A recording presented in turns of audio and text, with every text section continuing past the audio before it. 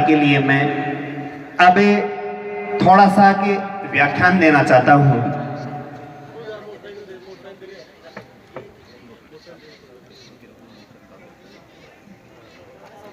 लीजिए को मंच की तरफ अभिनंदन एवं स्वागत। जोरदार तालियों के साथ में और कर्तव्य भूमि के साथ के अंदर इनका सम्मान करें।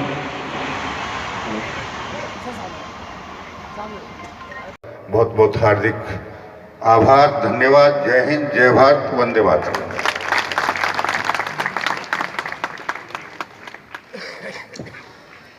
समारोह में लोकार्पित एवं शिलान्यास की गई महत्वपूर्ण परियोजनाओं के बारे में जानकारी दर्शाती हुई एक लघु फिल्म।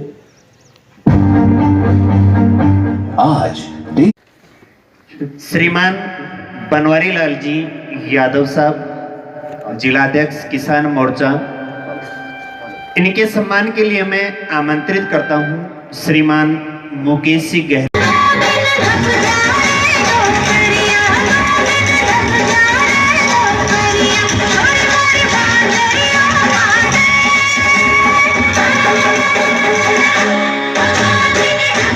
भारत में पूरे हथियार विदेशों से खरीदे जाते थे।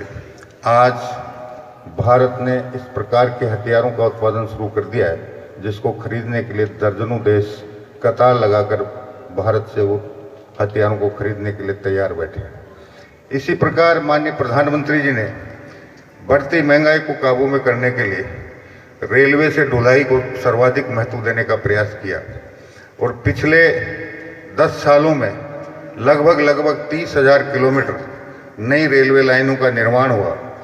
और जब ढुलाई की लागत घटेगी, उत्पादन लागत घटेगी, तो आम उपभोक्ता को उसका सीधा लाभ मिलेगा। और इसीलिए आज देश के दोनों महत्वपूर्ण रेलवे को माल ढुलाई के लिए समर्पित पूर्वी और पश्चिमी कॉरिडोर का आप सबके सानिध्य में लोकार्पण होने जा रहा है। और आने वाले समय में निश्चित रूप से ये काम तेजी से आगे बढ़ेगा तो देश में विकास की एक नई लहर पैदा होगी, महंगाई पे नियंत्रण होगा। इसी प्रकार बदलते भारत की तस्वीर आपने यूक्रेन और रूस के युद्ध के समय देखी होगी, जब भारत के हजारों विद्यार्थी यूक्रेन में फंस गए थे, दूसरे देशों के भी हजारों विद्यार्थी और नागरिक वहाँ फंसे हुए थे।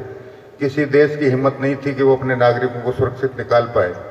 माननीय प्रधानमंत्री जी ने पहल की, यूक्रेन और रूस के राष्ट्रपति से बात की और दुनिया के इतिहास में वो पहला मौका था जब दोनों देशों ने भारत के नागरिकों को यूक्रेन की सीमा से सुरक्षित निकालने के लिए युद्ध विराम की घोषणा की और शर्त यही रखी कि जो भारत की आन बान शान तिरंगे झंडे की छत्र छाया में यूक्रेन की सीमा से बाहर निकलने में क्या प्रयास करेगा, उन पर हम किसी प्रकार का हमला नहीं करेंगे। भारत के हजारों विद्यार्थी तो तिरंगे के साए में सुरक्षित बाहर आए और सबसे महत्वपूर्ण बात ये थी कि पाकिस्तान के विद्यार्थियों ने भी भारतीय तिरंगे की साया में सुरक्षित यूक्रेन की सीमा पार कर अपने देश को वो सुरक्षित पहुंच पाए। ये बदलते भारत की तस्वीर थी और ये बदलते भारत की तस्वीर और तेजी से आगे बढ़े। और अभी माननीय प्रधानमंत्री जी का एक सपना हुआ है जो जिसे साकार करने में लगे हुए हैं कि जब देश की आज़ादी के 100 साल पूरे हों, 2047 से पहले भारत दुनिया का सबसे विकसित, सबसे समृद्ध, सबसे सशक्त, सबसे मजबूत और सर्वाधिक सामाजिक समरसता वाले राष्ट्र के रूप में दुनिया में अपनी पहचान बनाने में कामयाबी हासिल कर पाए। और जिस दिन हम आज़ादी के 100 साल से पहले भारत को दुनिया का सबसे विकसित, सबसे सबल, सबसे समृद्ध और सबसे सर्वाधिक सामाजिक समरसता वाले राष्ट्र के रूप में परिवर्तित करने का संकल्प लेकर इसे पूर्ण कर देंगे, उस दिन एक लंबे स्वतंत्रता संग्राम में हमारे जिन हजारों लाखों क्रांतिकारियों ने, स्वतंत्रता सेनानियों ने जिन सपनों के साथ, जिन उम्मीदों के साथ, जिन आशाओं के साथ अपना सर्वस्व अपनी मातृभूमि की गुलामी की बेड़ियों को काटने के लिए समर्पित किया था, हम उनके सपनों का राष्ट्र बनाकर और आज़ादी के बाद हमारा हर कदम पर सहयोग करें और जो उन्होंने काम किए हैं उनके ऊपर मोहर लगाने का असली काम 2 महीने बाद में आ रहा है।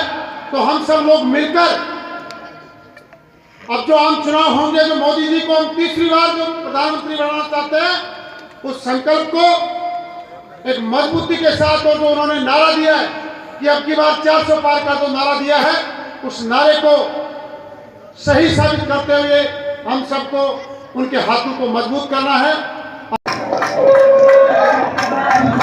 लीजिए एक बार जोरदार ताली।